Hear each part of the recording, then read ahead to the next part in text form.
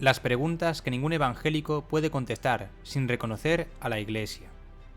Estas preguntas son razones por las que los evangélicos deberían ser católicos.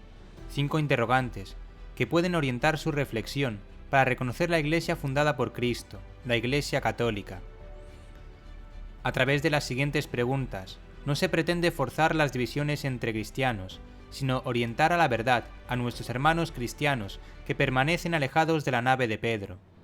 Mediante el movimiento ecuménico, no se busca fundar un cristianismo consensuado, sino propiciar el regreso de todos los cristianos extraviados a la auténtica Iglesia de Jesús, la Iglesia católica.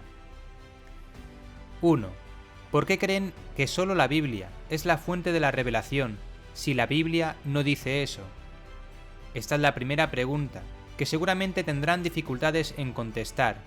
Los evangélicos sostienen que todo lo que no está expresamente mencionado en la Biblia debe ser rechazado.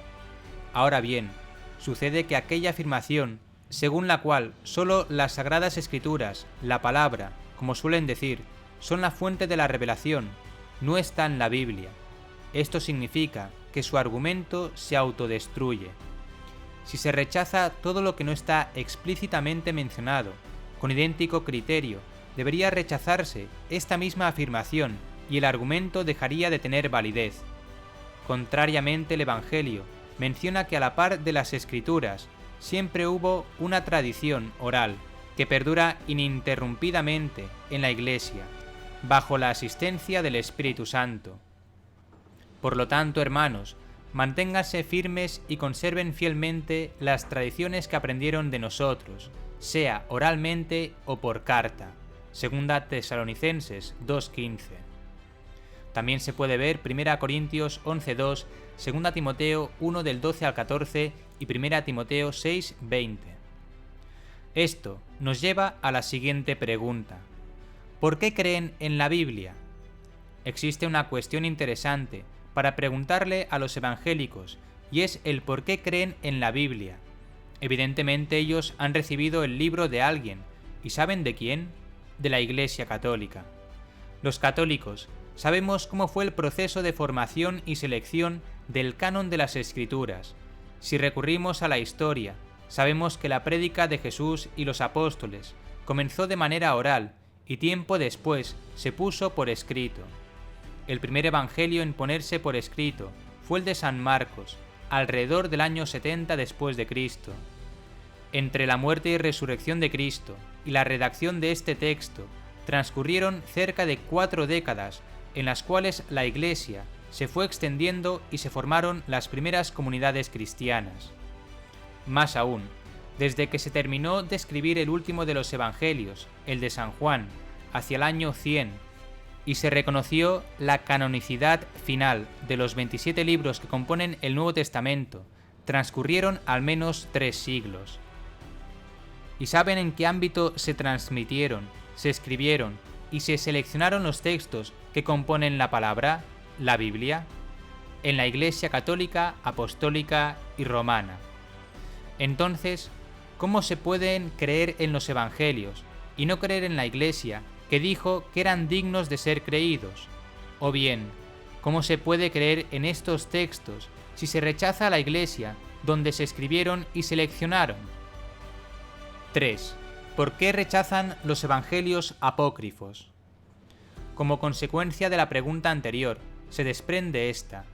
Mientras la Iglesia estudiaba la veracidad de aquellos textos que entraron a formar parte del canon, el conjunto de textos dignos de ser creídos, por la primera comunidad cristiana circulaban varios otros que decían ser verdaderas revelaciones.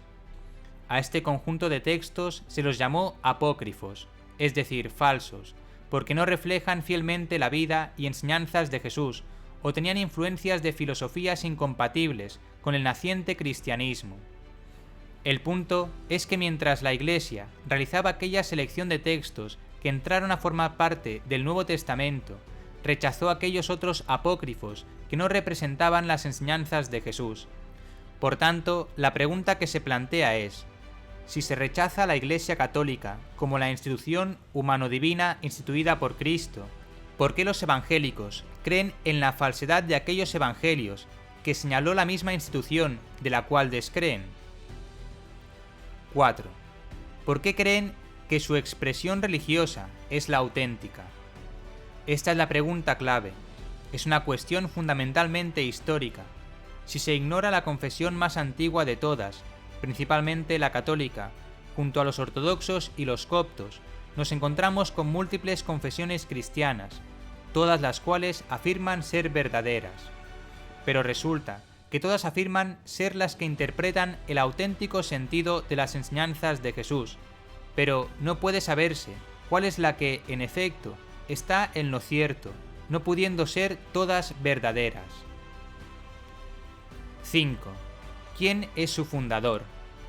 Los evangélicos probablemente señalen que su fundador es Jesucristo, pero sus creencias se desprenden de todo el proceso iniciado por la Reforma en el siglo XVI.